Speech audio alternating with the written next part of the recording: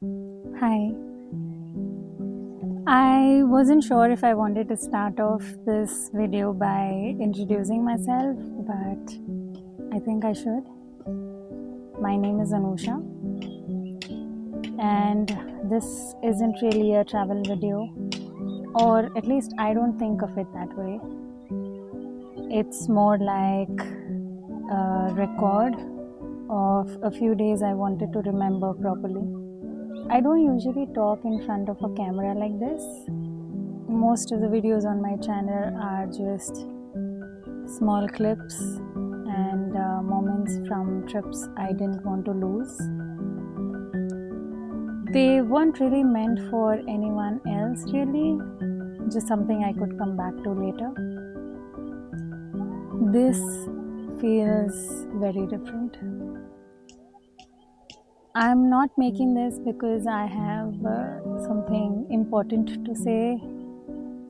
I think I am making it because I want to understand something while I'm inside it.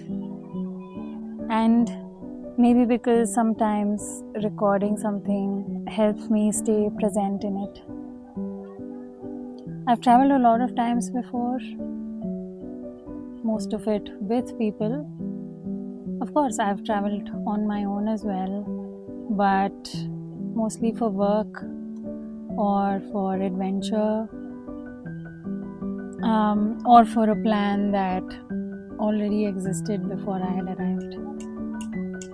This is the first time I'm traveling somewhere just to be there. No outcome, no version of myself I'm trying to perform. I don't really know what this video will become. I just know I wanted to begin somewhere, and this felt like the most honest place to start. So, if you want to, grab a cup of your favorite bevy and just sit with me for a while as I take you along while this unfolds. I think I've been thinking about this trip for longer than I realized. Not in a loud, obvious way, but more like a silent thought that I kept returning to when things got busy. A small idea I kept postponing without fully noticing that I was postponing it. For a long time, I told myself I didn't really need a trip like this. Work was full, life was full. There was always something more urgent, more practical, more reasonable to focus on. But somewhere in the background, I kept imagining what it would feel like to step away without a reason. Not for work, not for any occasion, not for anyone else. Just to see what happens when I am alone with time. So, I've always loved art, not in a formal or serious way, just in a way you love something that helps you understand yourself. But most of my life, art has existed in small pieces or between small spaces, between deadlines, between responsibilities, or between conversations. And I started noticing how often I postponed it. I would tell myself I'd paint when I had more time, sketch when I was less tired, and slow down when life became less demanding. And slowly I realized I was waiting for a version of life that doesn't really exist, or at least I think in my reality, with all the other things that make me who I am. And planning this trip took longer than booking it. I spent months thinking about what I wanted it to be, not in terms of itinerary, but in terms of the feeling. I knew I didn't want noise. I didn't want rushing. I didn't want a checklist. I wanted space, and I wanted silence long enough for it to settle inside of me.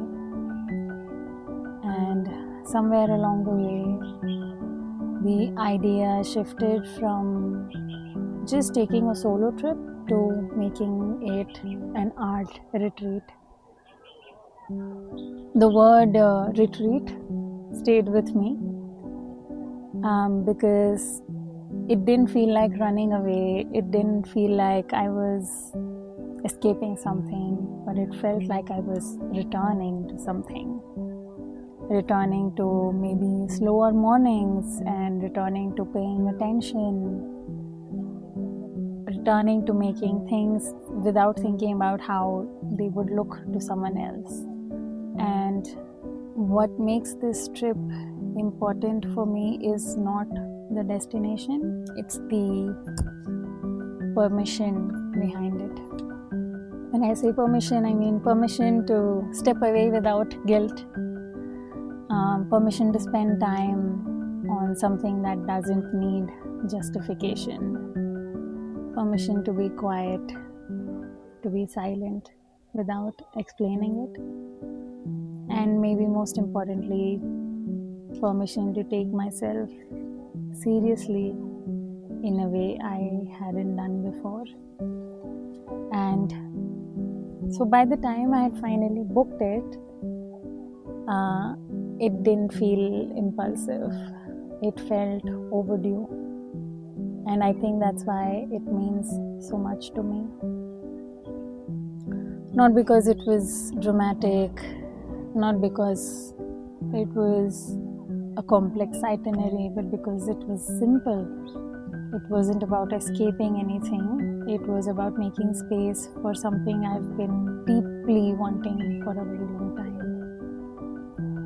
And somewhere along the way, I started thinking about where I wanted to go. Not in the usual way of, in terms of places to see or things to do. I kept asking a question to myself, where would I feel comfortable doing nothing? And that's when I came across Andretta. It was not a recommendation or a plan, but through small mentions here and there, a blog post somewhere I had read, and I got to know that this is an artist village. It's silent, it's unhurried, somewhere people go to stay more than to just visit. And then I read about it, and the more I read about it, the less it felt like a destination, and the more it felt like the right place. And that mattered more than anything else. I wasn't looking for beautiful views, although I cannot deny the views here are just breathtaking. But I wasn't looking for that. I was looking for somewhere that wouldn't interrupt my thoughts. And choosing Andretta felt less like deciding something and more like recognizing something. And I didn't overthink after that. I just booked it. Preparing for the trip became part of the experience. I spent evenings thinking about what I wanted to carry with me, not practically but emotionally. I realized I wanted to take art seriously this time. Not as something casual, I did when I had time, but as something I made space for. So I set aside some time specifically to go to Delhi to look for materials. Walking through aisles of paper and canvases and brushes felt strangely personal. I wasn't rushing, I wasn't comparing, I was just choosing slowly things I had wanted for years but never felt justified buying. Some things I ordered online, small packages arriving over a few days, opening them felt exciting and deliberate. Not exciting in a loud way, but reassuring, like I was slowly preparing for something I hadn't fully experienced yet. And by the time everything was ready, I realized the preparation itself had started changing how I felt about the trip. It didn't feel impulsive, it felt very intentional, and that made all the difference. I didn't come on this trip because I needed a break. I didn't come because I was restless.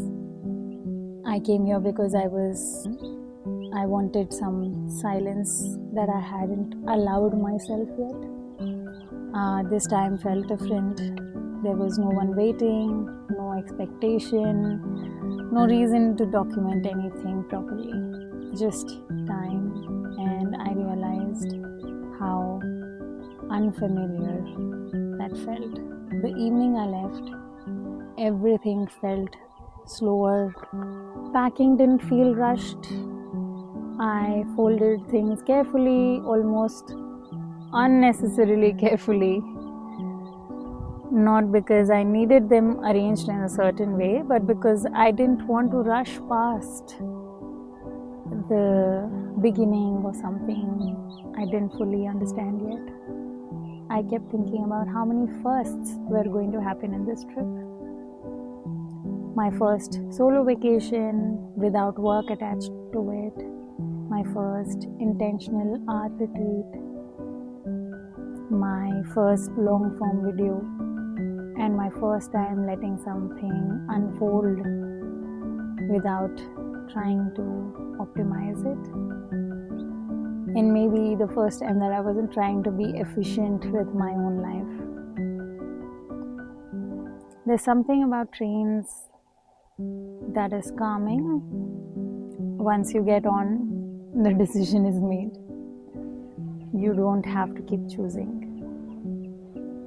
You just move forward whether you're ready or not. That night, I didn't open my sketchbook. I didn't plan anything. I just watched the city disappear through the window. And something felt silent inside me. By morning, the view had changed. The air felt slower. Even the silence sounded different. And the drive into the hills felt like an arrival. It felt like a gradual permission to let go of the pace that I had carried with me. When I reached Palampur, I didn't unpack immediately. I opened the window. I got full-on princess treatment. Oh, I would recommend this place to anyone who would listen. I got the princess treatment of my life. I shared Instagram recipes. I told my entire diet plan. I carried my protein powder. And I told them, this is the smoothie bowl I want. And they made everything so perfectly. And I didn't have to remind them the next day that I wanted to take my protein smoothie bowl in the morning and then another protein shake in the evening. It came to me prepared. Oh, such joy. I was so happy. I had my evening green tea, everything prepped for me. And also the staff here is just wonderful. I haven't had this kind of a customer service anywhere. Anyway, getting back to the trip. So I opened the window and I sat beside it and I went into the backyard. It started raining that day, so I was just watching the rain fall, having my hot chocolate and just being there, enjoying. I kept my phone aside. It was wonderful. For the first time in a long time, I didn't feel the need to begin immediately. I let the place meet me first. The first evening I took a walk. I didn't decide where I was going. I noticed the doors before I noticed people. I noticed the trees, the flowers, the leaves, the butterflies. I noticed light before I noticed time. I stopped often, but not because I was tired, but because I was paying attention. I sketched slowly, not carefully, not beautifully, just honestly. There was no one watching. That made everything feel easier. People talk about solo trip like it's dramatic, like it requires courage. But most of the time I think it's just you're by yourself, and I think you just have to be okay with a little time by yourself, because you really understand a lot about yourself in that time. Because you're quiet, in that silence you can hear yourself without interruption. It's not the version of yourself that knows to respond quickly and explain everything, but the milder, subtler one underneath it. So the next day I went to the pottery studio, I went to Shobha Singh Art Gallery, I picked up some souvenirs from there. The art gallery was just beautiful, the art over there. It was a small museum. I think it was being managed by the family of the artist, and so it was very, very small, but it was enough. The paintings were breathtaking. When I went to the pottery studio, I learned to touch clay for the first time. I made a mug and I carried it carefully back with me. They were so generous. They gave me a little bit of clay for me to bring back home, and I'm thinking I'll make something with it soon. I just watched the pottery happening over there. Hands repeating movements they've known for years. Clay turning slowly. The kind of concentration that doesn't need attention. Then I came back and I drew again. I painted, and it helped me stay longer, and I realized that there is something grounding to watch someone work quietly. It makes you slow down too. When I started painting outside, I didn't expect to feel so different. In a studio where things stay where you leave them, outside nothing waits. Things were flying. And slowly you stop trying to control it. You respond instead. I realized that I wasn't there to make anything perfect. I threw away a couple of papers because I was like, what am I even doing? But then I think none of my artwork over here was perfect. I just tried to express myself and to see how different brushes felt differently when I was trying to paint different parts of the nature. I sat there with something unfinished, something I was not satisfied with, but I sat there with uncertainty, to watch something appear slowly without deciding too early on what it should become. There was no audience, no feedback, no urgency. Just time passing and color appearing. Things became my favorite part of the day. It reminded me that I can be alone without being lonely. I can create without needing to show anyone. And that I don't need a reason to take time for myself. As I left Andretta, I didn't feel like I was leaving something behind. I felt like I was carrying something with me. I don't know if I'll watch this video often, but I know one day I'll be grateful I made it. I don't think this trip gave me answers. If anything, I think it made me feel comfortable with not wanting them anymore. There were long stretches when nothing happened, where I went hours just sitting by in the balcony with my paintbrush and just painting away. And I realized that those were the moments I was looking for. I'm leaving with unfinished paintings, pages that only make sense to me, moments I didn't film at all, and that feels right. Not everything needs to be kept perfectly. Some things I think just need to be lived. I think I came here imagining I would understand myself by the end of it. But I think what actually happened is that I just spent time with myself and nothing changed. But that was enough. If you have watched this far, thank you for sitting with me.